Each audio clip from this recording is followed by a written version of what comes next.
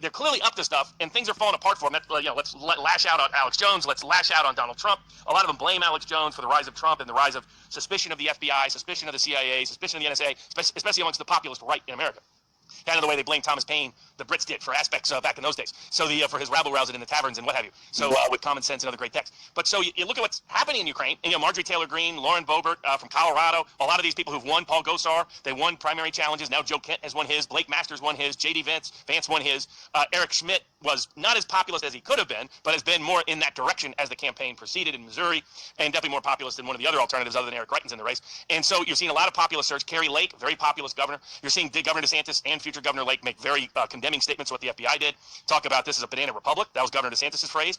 This is, we haven't seen this language since the Church Committee. So that's the kind of language we're seeing from institutional office holders. And a lot of it relates to what they're also talking about in Ukraine.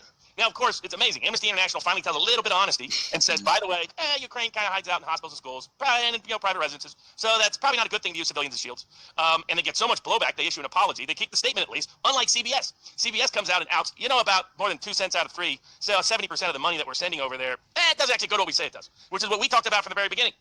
We call, Putin shills and Russian propaganda and all that jazz. And if the Alex Jones court could have their way, I'm sure that they would have bankrupted us years ago, immediately and imminently as a threat to the deep state in America. But, we talked about this was going to be used for arms trafficking and arms laundering. That's exactly what even Western reports are now putting out, that the money is going to be used as a black budget for the black ops of black book operatives and a lot of money laundering. That's the famous photo of Joe Biden's at the Ukraine laundromat, and it's just, the cash going around. That evidence has come out that there's risk of human trafficking, the refugee situation being misused and misappropriated for human trafficking purposes. What else do you think is going to happen when a country says the men can't leave but the women should? Right? I mean, what are you inviting when you do that? It was like the Clinton special deals with Haiti after the earthquake, and what later got revealed connected to that.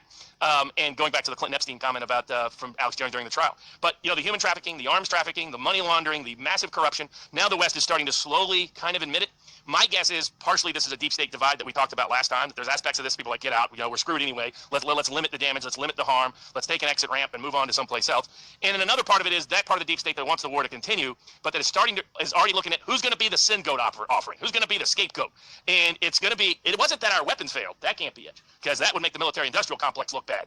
Not good advertising to say your weapons weren't the greatest things in the world.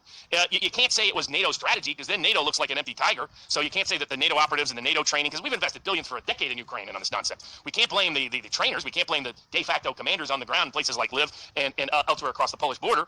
We can't blame the State Department. They're wonderful, good, brilliant people like wonderful Vicky Nuland, etc. It's got to be that Zelensky in Ukraine was just too corrupt. That had to be the problem. If they just would have done what we said they should do, then Russia would have lost. Then there would have been a wonderful Ukrainian victory, so on and so forth. So I think that's what you guys have been talking about, that has been happening and being reported 2-3 days after you guys discuss it comes out.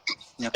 Just on a side note, that doesn't exist anymore. Just in case you didn't know. Well, what's 70% not go? We're sorry about that. Disappeared from the internet overnight.